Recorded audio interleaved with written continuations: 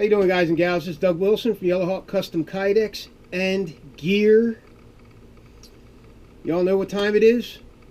This is going to be a client offerings video, and I have to reiterate why I do these videos. A lot of clients like to see their sheath systems on a video, so I started this channel primarily for this reason. Okay, so they can see it in real time and get a good look at it, so they know what they're getting.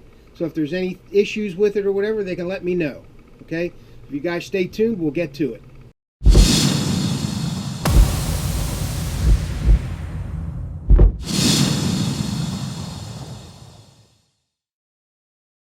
Okay, so this is the long-awaited YHCK sheath for Chris Tanner. He's been chomping at the bit to be able to see this thing, and it's finished. So I'll give you a look at it. Alright, Chris Tanner is into vertical ball carry, okay? Not so much horizontal. I gave him both though, okay? He can use this horizontally as a baldric carry, or the way it's set up right now, he can use it vertically as a baldric carry, okay? And I'll show you how it goes on. It's really easy, no muss, no fuss. All right, just sling it on. All right, and it hangs like this, okay? That's how it hangs. All right, you can tie it down to your leg if you want, but a lot of guys, the nature of baldric carry is you want to get to it quick and be able to, you know, grab the sheath and deploy the weapon, okay? So wait for it. All right, that Yellowhawk click. All right, the YHCK. Chris sent me this knife for my mold knives. All right, I'm going to be doing a review on this weekend. Just a chopping, general, badass, beat 'em up review of this blade. And the sheath is going to be going out probably tomorrow. All right, minus the sling. This is my sling for one of my baldric systems. Chris gets his own slings. I don't know where he gets them from, but he gets some nice slings. All right, this sling is from Beach and Tactical, Jacob Peterson. Beach and Tactical. This particular one is Cryptek Typhon. All right, you pay a little extra for the Typhon webbing, but it's worth it if you're into the Cryptek patterns. All right, so anyway, we got this Kydex actually turned out to be 0.097. Okay, it's really thick. Okay, I put a hawk light assembly on the bottom so that when he's wearing it in vertical carry, which is like the way he likes to carry it most often, all right, he can use the hawk light assembly. And it points directly out in front of him toward the ground, and all he has to do is nudge the sheath wherever he wants that light to go. I put an iNova micro light in these hawk light assemblies. They're very good LED lights. They're durable, they're waterproof. I really like them, all right, and they're bright. So what I do is when I mold the assembly, I make sure that I get the front of that light up in the air a little bit so it clears the sheath and any hardware that might be in the way, so that you get a full beam of light out in front of you.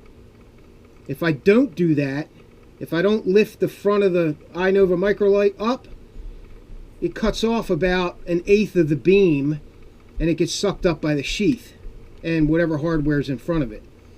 Okay, so we got 0.097 thick tactical black Kydex.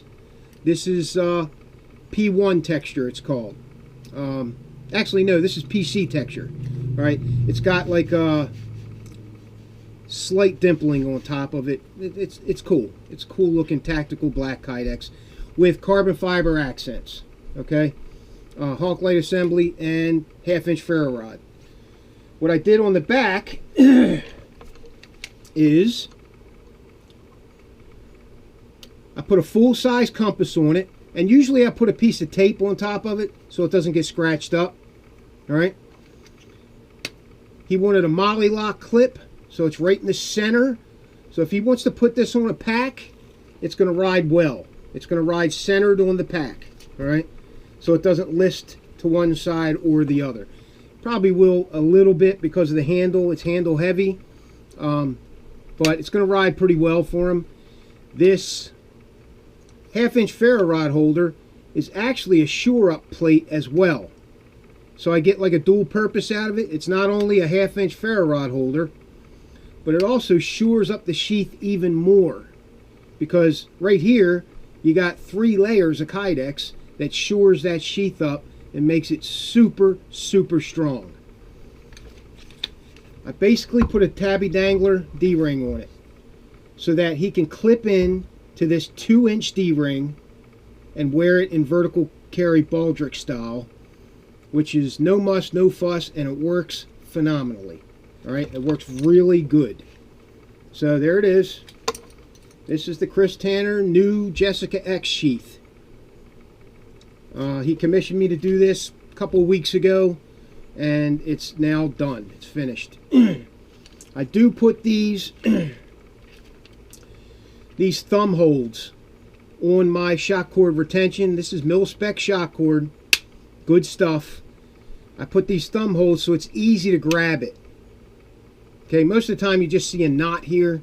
Knots are hard to grab, so I give you a thumb hold to grab that cord and actually be able to take it off easier. Okay, so there's that.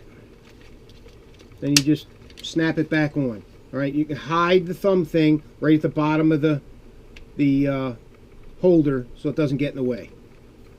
All right, so there it is. Shore up tabby dangler plate. Again, just that redundancy, strong Yellow Hawk philosophy. Here's how you work. Here's how you use this Molly clip. You push up on the detent. All right, it opens it up. Open it up, slip it through your Molly webbing, back down, click it into place, and it's locked in there. Not going anywhere. All right, there it is. I think it came out great. I'm very happy with it. Even I think it looks badass. If I didn't make these sheaths, I would buy them. All right, so there's that one. The Chris Tanner YHCK, his new rig for... Now, this is his rig for going out in the woods and beating this tool up. All right, so that's it. The next 2 sheath systems are for Rick Ruckstall. I'm doing 3 or 4 sheaths for him. And the first one is for his Mora Bushcraft Black. He lost his Bushcraft Black, bought a new one, sent it to me, said I need a nice sheath for it. And he wanted it in foliage green carbon fiber. Carbon fiber is getting pretty popular among people now, so I got a lot of it. And I got it in thicker, it's thicker than 093.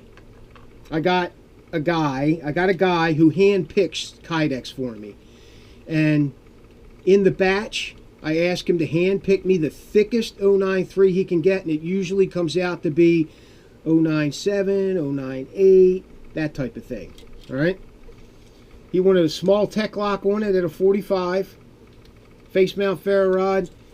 He always likes these S-beaners with the photon lights on them. Okay, so usually I put one on every one of his sheaths. He loves them. I tell you, it's always a good idea to have some type of light on your sheath, because I don't know about you, but at night you can always use a light. And these are pretty decent. It's got an on-off switch, a momentary push button. Here's the on-off switch. All right, so it stays on. 100,000 hour LED lights, photons. It's got a push button, momentary push button switch. Oops. Okay. And the batteries are replaceable. So you can unscrew this thing and replace the batteries. Really no need to. If it ever burns out, contact me. I'll send you a new one. Okay? I'll send you a new one. That's part of the Yellow Hawk guarantee. If it burns out, I will send you a new one. No big deal. Okay? I like to look out for my clients. The guys that support Yellow Hawk, I got your back. That simple. Alright, so there it is. Mora Bushcraft Black. Now, with these rubber craton handles, you don't get that click like you normally get with a solid handled knife, but you get a little bit of a click. I engineer the top of this sheath to be not too tight so it doesn't tear up the rubber. So my Bushcraft Black sheaths, my Cold Steel Master Hunter sheaths, the SRK sheaths for Cold Steel all have those rubber craton handles, and we adjust for that handle specifically so it doesn't chew the rubber up.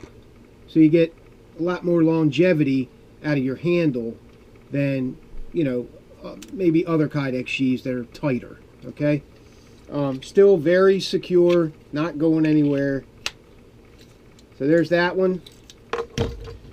This is a CFK IPAC Survival Killer Badass Sawtooth Behemoth. Recurved blade, blood groove. This thing is cool. I can see the appeal. Not my type of blade, but I can see the appeal for badassness. Okay? This is a left-handed sheath. All Rick Ruckstall sheaths are left-handed. So I always got to remember to do that. Alright? So here we go. Wait for it. Alright? Nice and tough. Hawk light assembly on the front in red. Got it up in the air in the front here so it clears the sheath.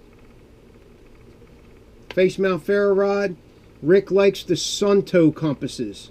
These are the $25 Sunto compasses, or Sunto. Alright? I have the other ones. These are decent compasses. I think they copied off of Sunto. These are decent compasses. They work well. I use them. The Suntos are better. It's a crystal something or other in there that makes it really smooth and pretty durable. Alright? Rotating bezel. You can use it like a regular full-sized compass. Okay, so a good quality, probably the best quality mini compass on the market. So I offer them as an option for those guys who really want top quality. Baldric system, tabby dangler, textured bison hide, waxed. All right, I waxed this. Some of the hide that I have is already waxed from the manufacturer. I wax it again when I get it. When I actually build the sheath, I wax it again with Snow Seal. Hands down, this is the best stuff I've found to protect your leather. So if any of you guys have leather sheaths, it will not soften the leather, but it will waterproof it. Okay, leather never becomes waterproof. Despite popular belief, despite what other people are saying, leather, unless it is completely soaked with beeswax or something other, you know, silicone or whatever, completely impregnated, completely through the hide, it's going to get wet. Eventually, that leather is going to get wet, even if you put Snow Seal on it. But the Snow Seal makes that leather last a hell of a lot longer. It protects it. Okay, so I use it on all my leather. Even my boots get Snow Seal, the leather portions. Okay, so there it is. Tech lock on the back at a 45 for cross draw. So basically the cross draw is on the right hip because he's left-handed, and it sits up because of that 45 degree. You fold this back, all right, and you just kind of, and it'll go on your belt like that. Okay, So there it is, Rick Ruckstall. Next two are for Jim Burnett. These came out really swell. Silent Hero. Tabby dangler with the wax impregnated 10-ounce cowhide. This is strong, durable leather. Very strong, very durable, lasts a long time, probably longer than you'll last. Okay? On the back, we got an Altoids tin assembly, Tech Lock at a 45, shore up plate for the Tabby dangler, Sunto compass. Jim wanted a Sunto as well. They're very popular because they're the best. And his Rick Lindsay ferro rod. Okay? He wanted an iNova Microlight instead of the Photon on an S-Beaner. Coyote Brown S-Beaner. Okay? They don't have to stay on the sheath. You can use them wherever you want. Sometimes I'll take a Ranger band and I'll put it underneath the Ranger band to make a field expedient Hawk light assembly. And it works well. Take the Ranger band, put it around the sheath, put the light under it, clip the S-Beaner to the shock cord retention so you don't lose it if it pops out, and it's a field expedient Hawk light assembly. A lot of my eBay sheaths are going to be like that, especially if you ask me for it. Right now we're going through a transition with eBay. We're changing up some things. Okay, so there's that one. And a Bark River Bravo 1.5 without the thumb ramp. Jim had this sent back to Bark River to redo the thumb ramp, to take it off. He didn't want it on there. Okay, so there's that one. Curly birch handles. Beautiful. It's absolutely beautiful knife. There's that click. You want to hear it again?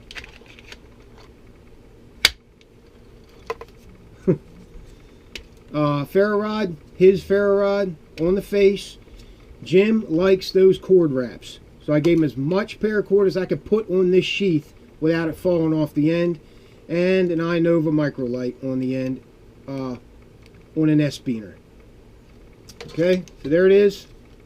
Jim Burnett. This is Cryptek Highlander. Cryptek Highlander. And ATAX Bones. Alright guys, that's it for this episode of Client Offerings.